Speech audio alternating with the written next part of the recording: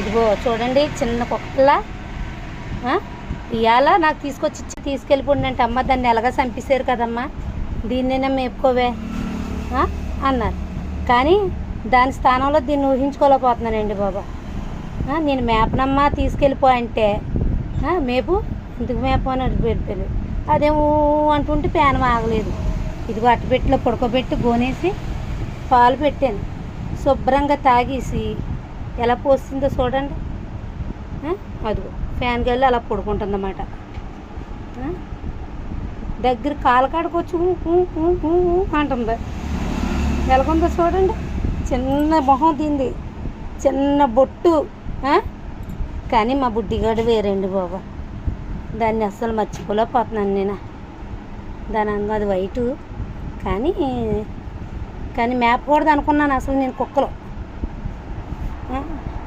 కుక్కలు అసలు మేపకూడదు వద్దు అనుకున్న దాన్ని మళ్ళీ తెచ్చి నాకు మళ్ళీ ఇచ్చారు మాకు. ఇంకా దీన్ని మేపుకొని కూర్చోవాలన్నమాట. చూడండి అది ఎలా తిరుగుతుందో. నీ మాటలు నీయే, నా పని నాదే అంటుంది అది. ఆ గోనుగీకెత్త గోను వచ్చేస్తుందా దానికి. దీని పేరు బుడ్డి ఎట్టేస్తారంట, దీని పేరు కూడా.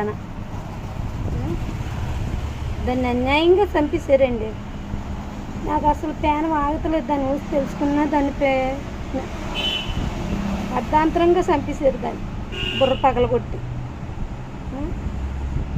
మేము అసలు మర్చిపోలేకపోతున్నాం మా తల్లి నలుగురం కూడా. దీని మీద చిన్న పిల్లని తీసుకొచ్చారు. దీని మీద చిన్న పిల్లది, కళ్ళు కూడా తెరలేదు అంత పిల్లని తీసుకొచ్చారు దాన్ని. అలా చిన్న అట్ట బాక్స్లో పెట్టి ఇలాగే ఇంక ఇది కళ్ళు తెరిచి పాలు తాగుతుంది. పాలతో కూడా తాగేది కాదు అది. అంత పిల్ల అది. ఇది ఇంకా కొంచెం పెద్దదే, చిన్న పిల్ల. అరిచేయి అంత పిల్లని తీసుకొచ్చాడు బుడ్డిగాని. అర్ధాంతరంగా ఆడు పొట్టను పెట్టుకున్నాడు ఎగవ. చూడండి నిజంగా చంపేసినోడికి మనసు ఎలా ఒప్పిందో ఏంటో తెలియదు కానివ్వండి. అన్యాయంగా దాన్ని అలా చంపేసాడండి. కానీ పేనం ఆగట్లేదు అంతే. దాన్ని తలుసుకోలేని రోజు లేదు.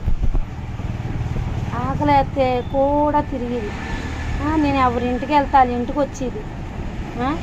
మీ అమ్మ లేదు ఇక్కడ వెళ్ళిపో అంటే వచ్చేసేది. నేను లేకపోతే ఇంటికి వెళ్ళి చూసుకుండేది. నేను ఎవరింటికి అయితే వెళ్తాను వాళ్ళ ఇంటికి వెళ్ళి చూసుకుండేది.